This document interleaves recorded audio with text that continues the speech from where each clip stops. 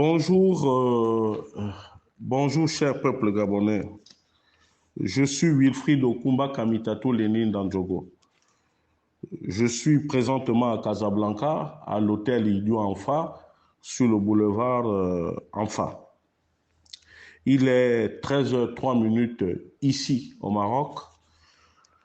Je viens ce matin m'adresser une nouvelle fois aux détenteurs du pouvoir à Libreville.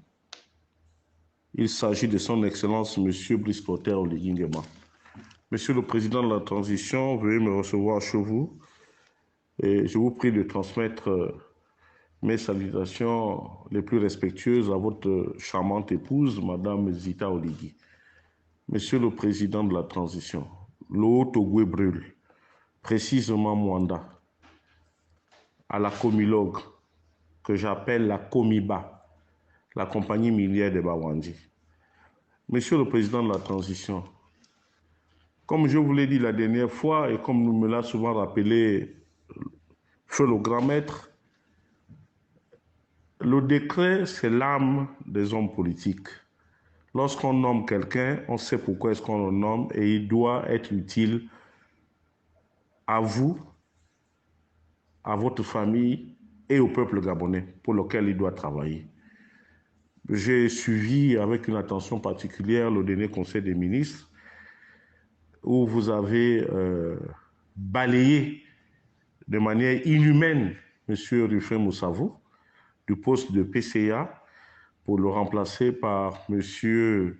Doudou Lengoma Jean Hilaire, un général de police. Bon, je ne sais pas ce qu'un policier peut bien faire à la tête d'un conseil d'administration, mais peu importe. Que vous le sachiez aussi, Monsieur le Président de la Transition, Monsieur Doudou Lengoma est un aîné. Je connais M. Doudou Lengoma depuis plus de 40 ans, lorsqu'il habitait chez son oncle, le vieux Moulanza, à Montagne-Sainte. Et il apprenait au lycée technique. Bon, c'est pas grave. Ce n'est qu'une parenthèse. C'est juste pour dire aux gens, aux mauvaises langues, que je n'ai rien contre M. Doudou Lengoma. Mais voyez-vous, Monsieur le Président de la Transition, Mwanda est une ville cosmopolite.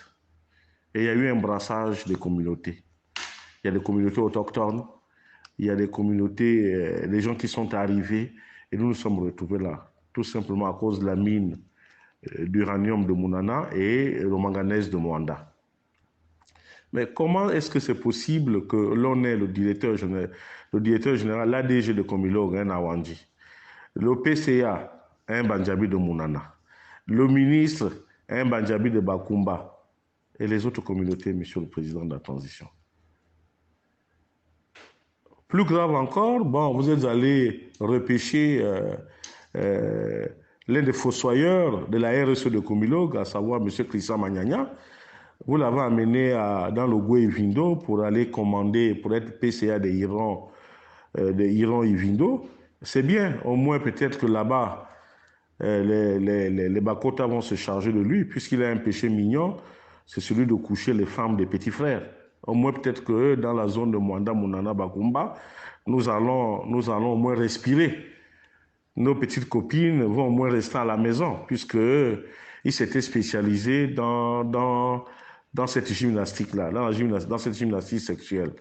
Mais ce matin, je voudrais tout juste vous dire que, Monsieur le Président de la Transition, vous n'avez pas besoin de protéger M. Léopold Batolo. Il va falloir que l'on audite la RSE. Il y a à boire et à manger là-bas. Et votre nom est mêlé, Monsieur le Président de la Transition, à des jongleries financières. Monsieur le Président de la Transition, quelle est la fonction la plus honoreuse qui puisse exister au niveau d'un État? C'est la fonction présidentielle, surtout dans nos États en Afrique. Vous avez 800 milliards de budget au niveau de la présidence de la République. Donc il y a à boire et à manger. Or, nous constatons malheureusement que des petits malins utilisent votre probité morale pour se faire de l'argent. Aujourd'hui, la situation de la RSA à Comilogue est tout à fait dramatique. M. Batolo s'est servi. M. Batolo et les siens se sont servis Ils ont créé des entreprises, ils ont fait tout ce qu'ils ont voulu. Aujourd'hui, la RSE, depuis 7 ans, n'a rien fait d'extraordinaire, monsieur le président de la transition. Rien. Pour votre gouvernement, de demander à Eramet de vous produire l'audit qui a été commis sur cette RSE à problème, qui ne sert beaucoup plus que Batolo ici et compagnie.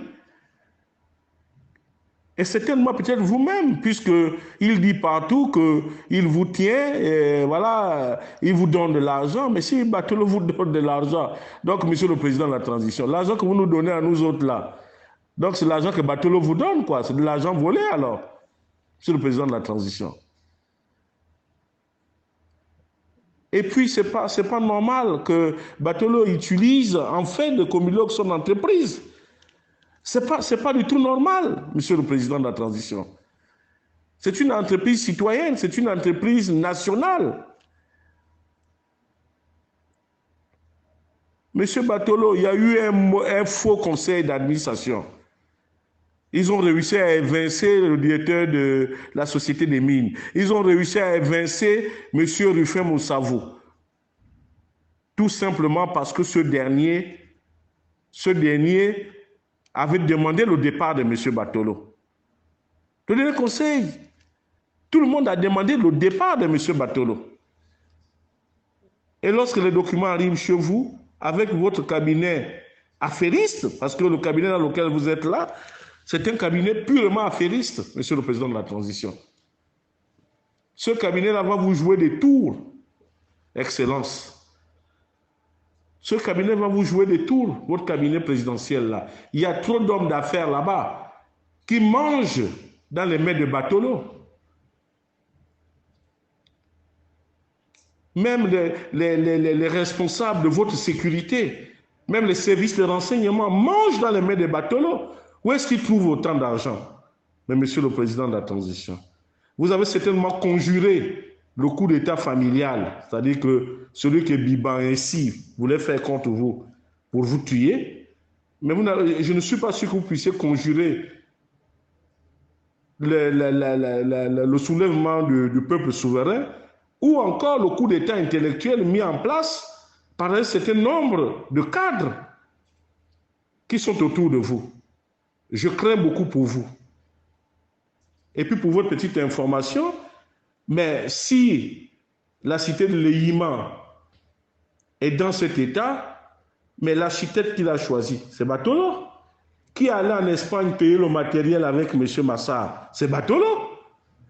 Mais pourquoi est-ce que M. Batolo reste impuni? Finalement, ce pays-là, il appartient à certains et pas aux autres. Pas à d'autres, monsieur le président de la transition. Vraiment, je vous prierai de faire le ménage. Comilogue mérite le ménage, monsieur le président de la transition. Je vous remercie très respectueusement. Merci.